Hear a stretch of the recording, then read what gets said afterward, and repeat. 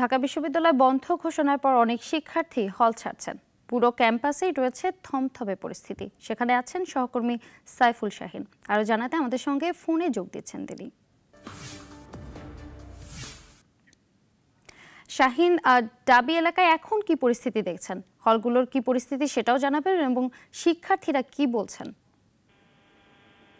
ফারজানা, সকাল থেকে কিন্তু আমরা ঢাকা বিশ্ববিদ্যালয় ক্যাম্পাসে রয়েছি। সকাল পর্যন্ত ছাত্রলীগের একটি গ্রুপ কিন্তু রাজু ভাস্কর্যের এখানে ছিল, তারপরে তারা এটি ছেড়ে চলে যায়। এরপরে বিপুল পরিমাণ পুলিশ এবং আর্ম পুলিশ এবং বিজিবি মোতায়েন করা হয় ক্যাম্পাসে।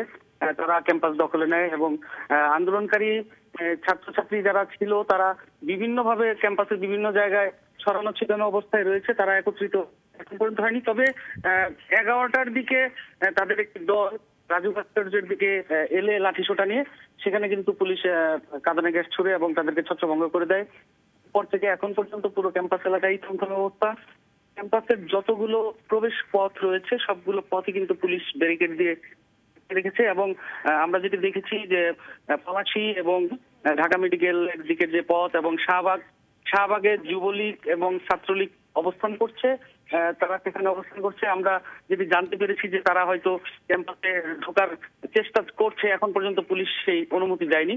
এবং আমরা যেটি দেখলাম যে বিভিন্ন হল থেকে ছাত্রছাত্রীরা কিন্তু বের হয়ে যাচ্ছে, তাদের ব্যাগ ট্যাগ নিয়ে বাড়ির উদ্দেশ্যে রওনা দিয়েছে। অনেকেই বলছে যে এখন পর্যন্ত আমরা নিরাপদ ছিলাম, কিন্তু তাদের যারা পরিবারের লোক বা তারা কিন্তু আশ্বস্ত হতে পারছে না যে তারা আসলে নিরাপদে রয়েছে কিনা। বিভিন্ন কারণেই তারা বলছে যে আমরা এখন বের হয়ে যাচ্ছি। তবে সেই সংখ্যাটা খুব অত বেশি নয়, 5% ছাত্রছাত্রী হবে সব মিলিয়ে যে যারা বেরিয়ে যাচ্ছে বা বেরিয়ে গেছে। তো এখন পর্যন্ত এখানে অবস্থা, আমি এই মুহূর্তে রয়েছি রাজু ভাস্কর্যের সামনেই। একটু আগেই আমি শাহবাগে ছিলাম।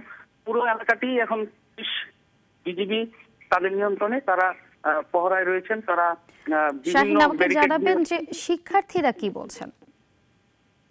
শিক্ষার্থী আসলে আমাদের সাথে যারা কথা বলেছেন, এখানে কথা বলার মতো তো তেমন কোনো শিক্ষার্থী আমরা পাইনি। যারা বের হয়ে যাচ্ছেন হল থেকে তাদের কয়েকজনের সাথে কথা হয়েছে। তারা যেটি আমাদেরকে বলেছেন যে তারা যেহেতু একটা ভয় কাজ করছে তাদের মধ্যে, যেহেতু ছাত্রলীগকে হল থেকে বের করে দেওয়া হয়েছে, এখন যদি ছাত্রলীগের নেতাকর্মীরা আবার হলে প্রবেশ করে এবং তাদের আক্রমণ করে, সেটি একটি ভয় তাদের মধ্যে ছিল। এবং তারা পারিবারিক ভাবেও বেশ, তাদের যে গার্ডিয়ান রয়েছে তারা কিন্তু বলছে যে হল ছেড়ে বাড়িতে চলে যাওয়ার জন্য, যে কারণে তারা বাধ্য হয়েই অনেকে হল ছেড়ে চলে যাচ্ছে। তারা আসলে এই মুহূর্তে বিশ্ববিদ্যালয় ক্যাম্পাস বা হল ওটাকে নিরাপদ মনে করছে না। যাদের সাথে আমাদের কথা হয়েছে তারা এটি জানিয়েছে। তো এখন পর্যন্ত বড় ধরনের কোনো শাহিন, আপনাকে ধন্যবাদ। ওয়ালটন এয়ার কন্ডিশনার এক্সচেঞ্জ অফারে স্প্লিট এসিতে 23,000 টাকা পর্যন্ত নিশ্চিত ছাড়।